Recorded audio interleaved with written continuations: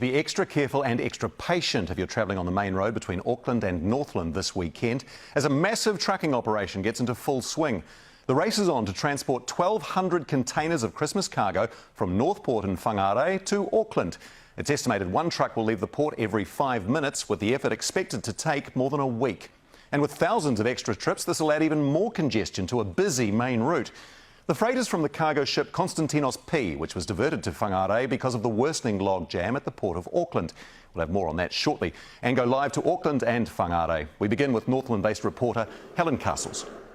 The first of many a convoy of trucks beginning their journey to Auckland. It could be someone's Christmas gifts, could be someone's New Year's gift, and we'll just keep Auckland going.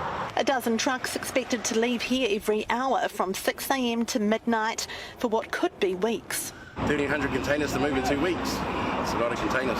Putting drivers under extra pressure. You've got drivers who are used to metro driving around Auckland, although they are professional drivers who know what they're doing. They've now been asked to go up to Northport, which is an extra, it's about 140-kilometre journey each way. This police checkpoint has been set up especially, stopping trucks more familiar with city driving to make sure they're fit for the job. Some drivers have either got faulty braking systems or have turned them off on their trucks, which is obviously dangerous and potentially major consequences. This truck, one of many pulled over, it needed new tyres. We called a guy, but it took long to get it here.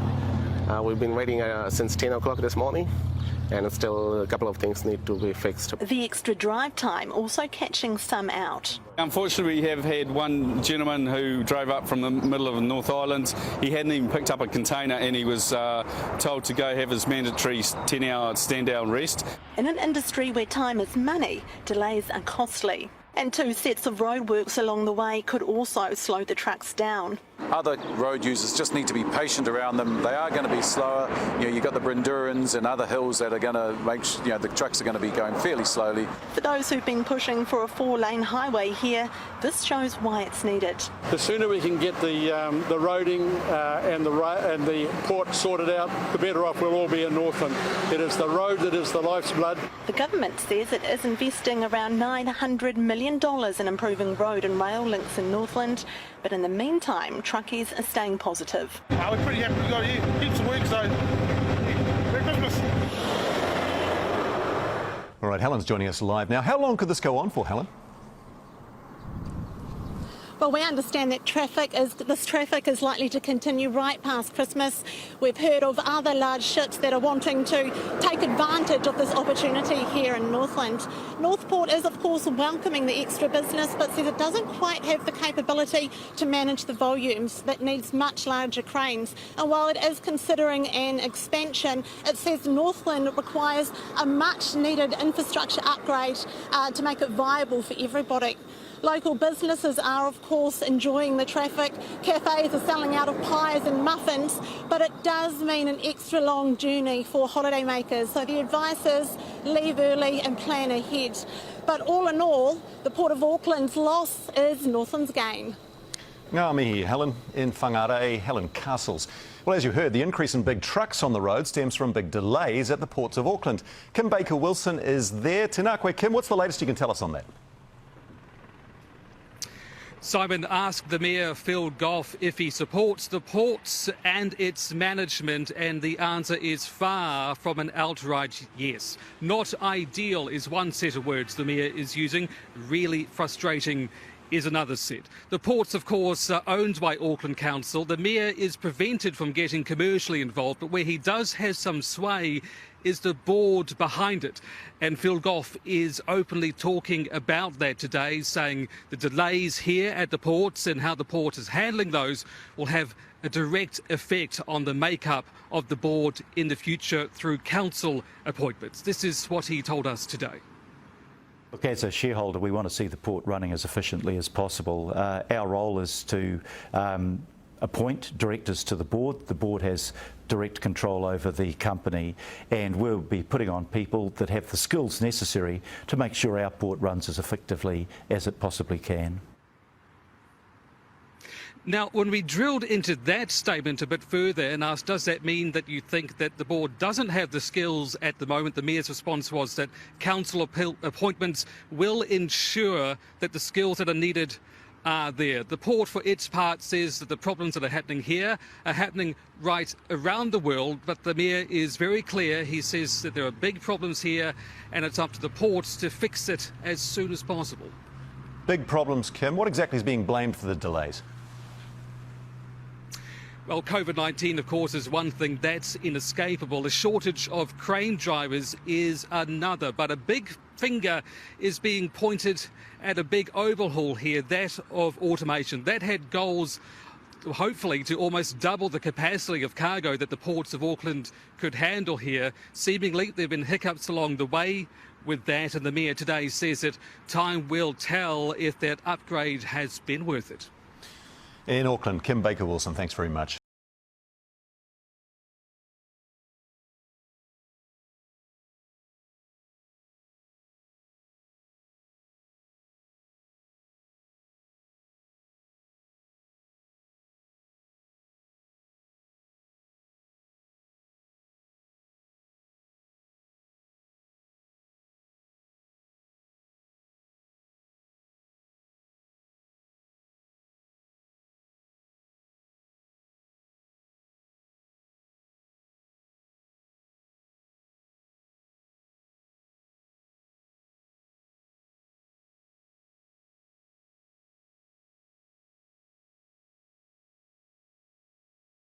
If you have been waiting months for ordered furniture or whiteware to arrive, the delays could be about to ease up. The Christmas rush is over and an upgrade to the railway line from Auckland to Whangarei will mean a faster flow of imports to the whole country. Giles Dexter reports.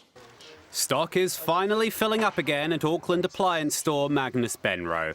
COVID-related international supply chain woes last year made getting goods a nightmare. Where there might have been 50 models that we had nothing, we're probably now looking at 7 or 8.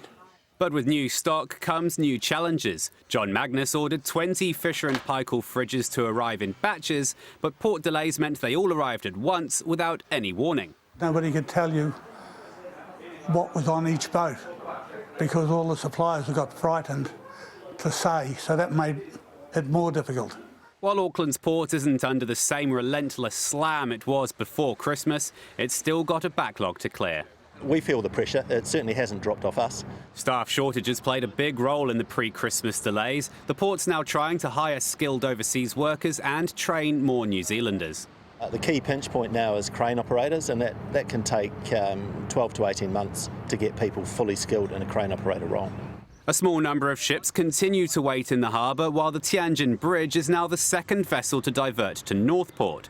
But instead of hundreds of trucks having to make the return trip along State Highway 1, this time the cargo can use the upgraded railway between Whangarei and Auckland. Any reduction is significant for road users. People get frustrated, very dangerous road, till we get that 4-lane highway, but that's a long time away. Tunnels have been expanded and the track has been lowered to fit larger containers, with trains able to take around 50 per trip. Rail advocate Albie Barr says the next step is rail to Northport itself. Just shows, with the current issues there at Port of Auckland, how vital that rail line to the port will be for Northland's economy, for Auckland's economy, for the whole country's economy. The next battle for the ports, getting rid of the huge number of empty containers